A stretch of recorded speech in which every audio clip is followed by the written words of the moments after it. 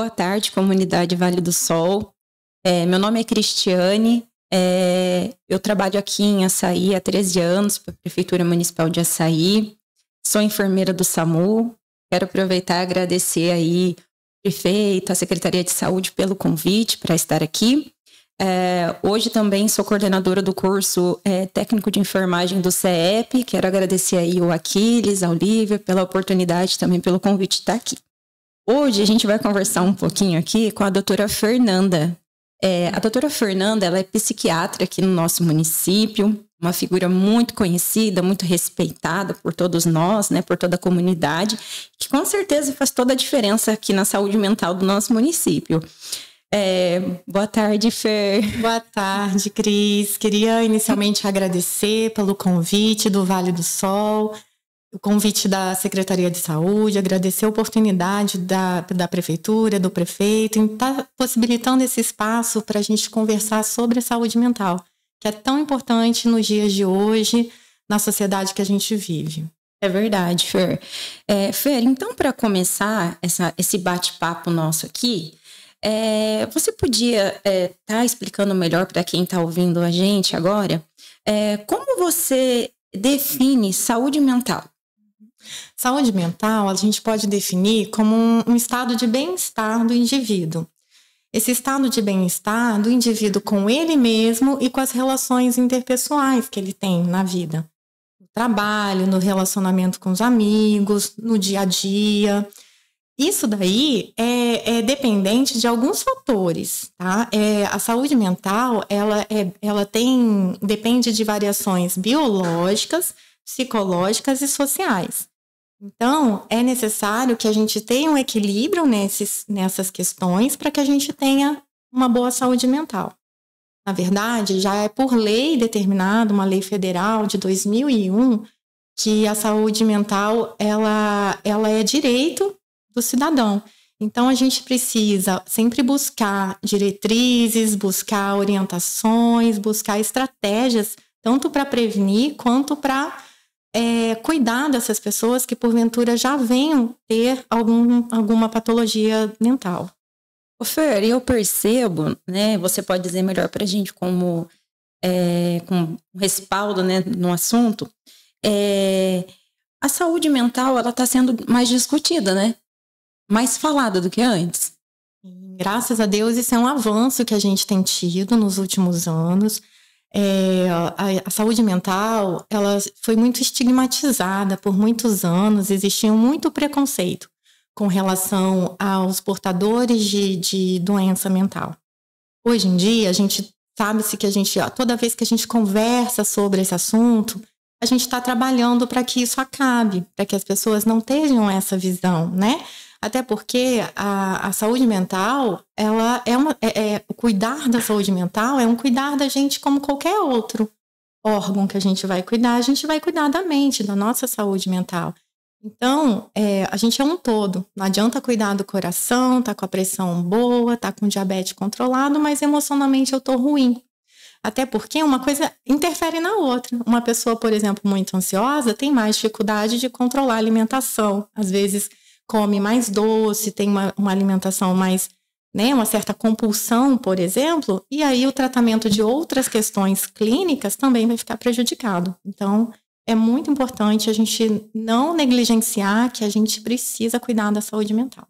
E muitas vezes vocês, quando estão acompanhando um paciente assim, é o único médico que aquela pessoa tem também para estar alertando ela de outros problemas de saúde que ela tem, né? Como você disse agora, do diabetes. Então, é um conjunto, né, Fer? Existem os dois lados, né? Da mesma forma que, às vezes, tem o paciente que negligencia, não procura um clínico geral para conversar sobre algum sintoma que está incomodando esse paciente. Tem aquele também que só vai no psiquiatra e acaba esquecendo que ele também é um ser que tem outros, né? Outros sistemas que precisam também ser cuidados. Então, é papel do psiquiatra também alertar, acompanhar. Mesmo porque, Cris, existem doenças clínicas que também mascaram algumas doenças psiquiátricas. A gente, às vezes, pode acabar sem querer confundindo. Se a gente, por exemplo, não avalia os hormônios da tireoide, se a gente não avalia se aquela paciente está num quadro de anemia mais severo, a gente pode achar que não está respondendo ao tratamento com a medicação. Então, é sempre importante olhar o paciente como um todo. Muito legal. Ô, Fer, aproveitando sobre esse gancho que você falou sobre a ansiedade, você acha que o nosso mundo atual está mais ansioso? Com certeza. Isso, infelizmente, né, a gente tem vivido tempos difíceis, né, principalmente pós-pandemia, né, e durante a pandemia. A gente fala que a gente está numa sociedade que ela é ansiogênica, ela propicia que a gente seja mais, né, ansioso. Uhum. É tudo muito imediato, né? Então, infelizmente, a gente vive numa sociedade que faz com que a gente tenha mais propensão a desencadear um quadro de ansiedade, de transtorno de ansiedade. Entendi. E o que a gente pode fazer para melhorar isso no nosso dia a dia, para melhorar esse quadro de ansiedade? Se você pudesse explicar um pouquinho melhor como é definido esse transtorno de ansiedade, né? Como você faz esse diagnóstico e dicas que a gente pode usar para o nosso dia a dia mesmo. Então, é muito importante, Cris, que a gente saiba diferenciar o que é ansiedade como um sentimento normal do ser humano, diferente do que é um transtorno de ansiedade. Eu sempre falo que a ansiedade é um sentimento, faz parte das nossas vidas. Da mesma forma que a gente sente raiva, a gente sente amor, a gente sente medo, a gente também sente ansiedade. A gente sente tristeza também, e isso não é doença. São sentimentos inerentes do ser humano. O que vai diferenciar uma ansiedade natural, uma ansiedade reativa a certa situação, de um transtorno de ansiedade? Vai depender de duas coisas principais: da intensidade e da duração que esse sintoma vai ter na vida do indivíduo. Por exemplo, se a gente tem um concurso, vai fazer um concurso e esse concurso é daqui a um mês, é natural que a gente vai ficar um pouco mais ansioso. Vai chegar os 3 dias antes da prova, pode ser que eu tenha insônia. E tá tudo bem. A gente vai, às vezes, sofrer de uma insônia. No dia da prova, a gente vai ficar com o coração mais acelerado, o que acontece, por exemplo, também no primeiro dia de aula, quando o aluno muda de escola. E isso não é uma doença, isso é natural. A gente tem ali uma situação pontual que está gerando aquele, não vou dizer sintoma, aquele sentimento. É que tanto medo quanto ansiedade, elas às vezes são vistas como sentimentos ruins da gente sentir, né? Da gente presenciar na gente mesmo. Porém, elas são da natureza. Eu brinco e conto muito para os meus pacientes, porque hoje em dia eu percebo que se perdeu muito o conceito do que são sentimentos humanos. Tudo está virando tudo numa esfera do que é patológico, quando algumas coisas, muitos desses sentimentos não são necessariamente patológicos. Eu comento com os pacientes, por exemplo, o que faz a gente, quando vai atravessar a rua, olhar para um lado e olhar para o outro? É o medo. E esse medo é fundamental. Se eu não tiver medo, eu vou atravessar a rua, o carro me pega. Uhum. É a minha ansiedade que vai fazer com que eu estude, que eu me prepare, né? Mas o que vai fazer, então, a diferença nisso? É a intensidade e a duração desses sintomas na vida da pessoa. Em geral, toda vez que os sintomas, eles passam de 2 semanas, eles se permanecem 2 semanas e com uma intensidade que já vai limitando essa pessoa para as funcionalidades dela, do cotidiano, isso daí já é um indício de que, poxa, tem algo errado aí, tem alguma coisa que está indo fora do eixo e que a gente precisa avaliar. Então, a pessoa começa a ter sintomas recorrentes de, por exemplo, de uma respiração curta, de um coração que fica com mais frequência taquicárdico, né, acelerado. Uhum. Essa pessoa está tendo uma insônia recorrente, e isso fica, os sintomas, com uma duração maior que 2 semanas, que não está passando, não está melhorando e que está causando prejuízo na vida. Aí pode ser na vida social, na vida laboral, né, no trabalho, na escola, é o aluno que já não está conseguindo ficar em sala de aula e que não é um episódio isolado, uma coisa que está se repetindo e já tem 2 semanas e isso está corriqueiro. É a pessoa que às vezes está impaciente, intolerante, já não está mais com paciência com o cônjuge, já tá brigando com frequência com o marido e com os filhos, está impaciente. Então, isso pode sim ser sintomas, né, de ansiedade. Uma irritabilidade patológica é muito comum em transtorno de ansiedade.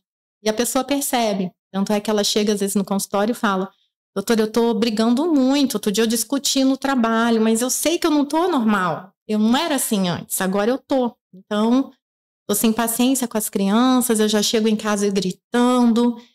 Então, isso assim, sempre tem em mente quanto tempo isso está durando, a intensidade que esse sintoma tá e quanto isso está me prejudicando. E esse paciente que te procura com esse quadro, o que você, né, geralmente aí passa para eles? Medicação, terapia? Você pode falar um pouquinho melhor para a gente como você trabalha? Sim, tudo vai depender da intensidade desses sintomas e de quanto isso está acometendo esse paciente, né? Como eu falei, muitas dessas pessoas, os sintomas para serem considerados sinal de alerta de que preciso sim procurar um profissional da área de saúde mental quando passa de 2 semanas. Mas tem pessoas que convivem anos com isso e vai se tornando um quadro arrastado. Então, assim, cada caso é um caso. Mas, em geral, para quadros leves, a gente recomenda inicialmente uma psicoterapia, um estímulo a outros modos, assim, para poder lidar com essa ansiedade, como atividade física, técnicas de relaxamento, e entre outras questões de higiene do sono também, que é muito importante. Então, cada caso é um caso. Aí é lógico, os casos moderados a grave, a gente já precisa entrar com medicação específica. Você acha que a alimentação também interfere? Sim, é muito importante ter uma alimentação saudável, uma hidratação, hidratar bem, né? Evitar consumo exagerado de cafeína, de coisas estimulantes, assim como as bebidas em excesso, né? Isso tudo faz um diferencial na saúde, tanto física quanto mental. É verdade. E também eu acredito que aqueles chás, por exemplo, né? Tem uns chás mais relaxantes, né? O chá de camomila, aquelas diquinhas básicas, né? De dar aquela desaceleradinha antes de dormir, de já tentar, de criar uma rotina de sono, né? Por exemplo, ajuda também. Isso, a higiene do sono é fundamental para que a gente evite ir para um lado já medicamentoso. Então, muitas vezes, a gente tendo essas medidas comportamentais, né? Tanto da atividade física quanto do cuidado com o sono, desse desacelerar, de ter uma rotina, né? Sempre igual, tentar dormir sempre no mesmo horário, acordar sempre no mesmo horário, mesmo em finais de semana. Evitar essas substâncias estimulantes, né? Pelo menos umas 6 horas antes do horário de ir para dormir, a gente tem que evitar. E aí sim, preferir esses tipos de bebidas mais relaxantes, esses chás, assim, ajuda assim bastante. Bacana. Doutora, aproveitando que a gente está pertinho aí do Dia Internacional da Mulher, e eu também como profissional do SAMU percebo que grande parte dos nossos pacientes são mulheres. É uma impressão minha que a saúde mental aí das mulheres estão assim, né? Ela tá numa fase diferente, a mulher tá sendo mais acometida pelos transtornos mentais? Não, Cris, isso é uma realidade. A gente sabe que, estatisticamente, a prevalência ela é maior de certas patologias, entre elas o transtorno de ansiedade e o transtorno depressivo, eles são mais comuns em mulheres. Isso acreditava-se antigamente que era pelo fato de que as mulheres procuravam mais ajuda médica, procuravam mais os recursos, se cuidavam mais que os homens. Até certo ponto isso é verdade, a gente sabe que, em geral, mulheres se cuidam mais. Porém, existem outros fatores que contribuem também para que as mulheres sejam, sim, mais acometidas. Por exemplo, desde questões hormonais, das fases da vida da mulher, né? As fases da menarca, que é a primeira menstruação, a gravidez, o puerpério, o primeiro ano após o nascimento da criança, a menopausa, são períodos específicos onde a mulher fica mais vulnerável aos transtornos de ansiedade. A gente sabe que também assim, a sobrecarga que hoje em dia as mulheres enfrentam no dia a dia, muitas vezes com dupla, tripla jornada de trabalho, uma rede de apoio muito comprometida, às vezes não tem um marido ali que seja companheiro, que ajude nos cuidados com as crianças, às vezes a mulher não consegue ter o autocuidado com ela mesma, né?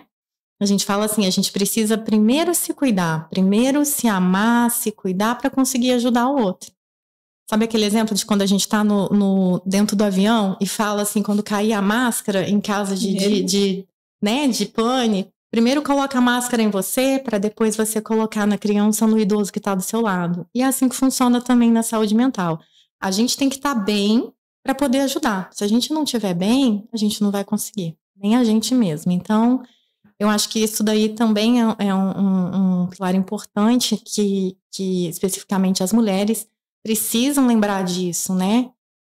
Permitir se cuidar, ser prioridade para que tudo flua melhor. E que tudo bem não dá conta de tudo. Tudo bem, não dá conta de tudo, né? E buscar ajuda, né? Porque muitas vezes a mulher, ela não só a mulher, né? Mas assim, pensa que pedir ajuda é sinal de fraqueza. Não, é um ato corajoso a gente pedir ajuda, pedir orientação, porque a gente precisa disso. O ser humano, ele necessita disso. E o ser humano, ele é feito para viver em sociedade. E para estar bem, é necessário que tenha esse autocuidado. Muito bacana, muito bacana. Então, eu acho que sobre esse assunto a gente conseguiu falar um pouquinho, né? A gente sabe que o tempo é curto, então a gente não consegue se aprofundar tanto, mas eu gostaria que você deixasse, assim, para a gente finalizar aqui, dicas para a gente, num momento aí que tiver difícil, que a vida tiver muito corrida, uma dica aí de respiração, não sei, ou algo mesmo, aquilo que você fala para os seus pacientes, né, fazerem quando se sentem em algum momento desequilibrado da vida, né, em algum momento, talvez eu não sei se é essa palavra que eu uso, mas em algum, porque eu costumo perceber isso, a gente começa a sentir que tem algo fora do lugar, né, né, como você disse que os seus pacientes sentem assim. Então, o que você diria hoje para quem está passando por um momento de muita ansiedade, de muita instabilidade emocional? Primeiramente, eu diria para essa pessoa refletir um pouquinho sobre o que ela está sentindo, para poder ela mesma aprender a diferenciar se aquilo é um sentimento passageiro e pontual, decorrente de alguma situação que ela está vivendo no momento, ou se é um sintoma de um transtorno, por exemplo, de um transtorno de ansiedade, que é diferente, igual falei, da ansiedade sentimento. E aí, uma vez que essa pessoa percebeu que, poxa, esse sintoma tá demorando para passar, não tá fluindo como antes fluía. Antes eu ficava assim mal, mas 3, 4 dias eu tava bem. Mas agora não, já vai fazer 1 mês e eu tô aqui nessa situação, tá difícil. Então, uma vez que a pessoa se observou dessa forma, inicialmente que ela pode já começar a refletir sobre os modos de vida, como que ela tá, né, lidando com a saúde física dela também, se está tendo hábitos de atividade física, como a gente já falou, ela está tendo um momento para ela. Eu brinco que é necessário uma válvula de escape. A panela de pressão, se não tiver com a válvula ou tiver entupida, ela vai explodir num determinado momento. Então, o que seria essa válvula de escape? Atividade física, sair com amigos para conversar, sabe? São coisas simples. Às vezes as pessoas falam assim, mas eu não tenho dinheiro para sair. Não tem problema. Chama a colega, chama a vizinha, faz um bolo de fubá e vamos conversar ali na mesa, tomando um chazinho. Então, sou vizinha da doutora Fernanda, tô contando com esse chazinho. Tá convidada. Isso assim, a gente brinca, mas é muito importante, sabe? Aquela conversa assim, na calçada de casa, aquele momento de descontrair. É fundamental. A gente não consegue ter qualidade de vida na saúde mental se a gente não tiver esse nosso momento. E eu acho também que a gente começa a naturalizar, né? Porque muita gente tem vergonha de pedir ajuda, mesmo que for para conversar com um amigo, que muitas pessoas passam por isso, né? Nós mesmos, nós conversávamos esses dias que a nossa vida, né? Ela tá nos deixando mais ansiosas, né? Porque é correria, né? Mãe, profissional. E é normal, né, doutora? Isso acontece com todo mundo. É normal e é importante que a gente tenha pessoas que a gente possa dividir as nossas angústias, contar sobre os nossos sentimentos. E se a gente se fecha e não faz isso com alguém, a gente está ensinando para aquele alguém que também não pode contar com a gente. Então, eu acho que essa é uma das grandes lições, né? Toda vez que a gente pede ajuda para alguém, além da gente estar sendo corajoso, a gente está encorajando aquela pessoa no momento de dificuldade poder contar com a gente. É muito legal isso que você está falando, porque eu já atendi alguns casos, né, de suicídio, e sempre um familiar diz: nossa, eu não sabia que ele estava assim. Eu não sabia que ele estava sofrendo tanto, ele nunca demonstrou. Então, eu acho que se olhar com carinho também, e olhar para o próximo, e pensar que ele também pode estar num dia ruim, e que ele também pode estar precisando de ajuda. Sempre que eu tento, é lógico que nem sempre a gente consegue, mas às vezes quando alguém me trata de uma forma hostil, eu sempre penso, poxa, ele não deve estar bem, ele não deve estar no dia bom, né? Eu acho que a gente fazer esse exercício de olhar para o próximo, primeiro, como você disse, a máscara em mim, né? Primeiro olhar para mim e depois olhar que tem pessoas também que podem estar precisando de mim, né? E como você disse, oferecer uma conversa. Isso pode salvar a vida de alguém. Sim, o diálogo é fundamental, né? O diálogo em casa, começa em casa, né? Uma coisa que a gente está, infelizmente, se perdendo. Cada vez mais os adolescentes também vão ficando retraídos ali na frente do computador, com amizades virtuais. Eu sempre falo assim, que não é para deixar de ter, mas a gente não pode substituir as nossas amizades virtuais, os nossos momentos de lazer na frente das telas, substituir isso pelo contato pessoal com as pessoas. Então, se a gente consegue unir, tudo bem, mas não podemos ter esse desequilíbrio, onde predomine esse isolamento do ser humano, porque o ser humano não foi feito para isso. Então, mais tempo, menos tempo vai começar a surgir sintomas. É verdade.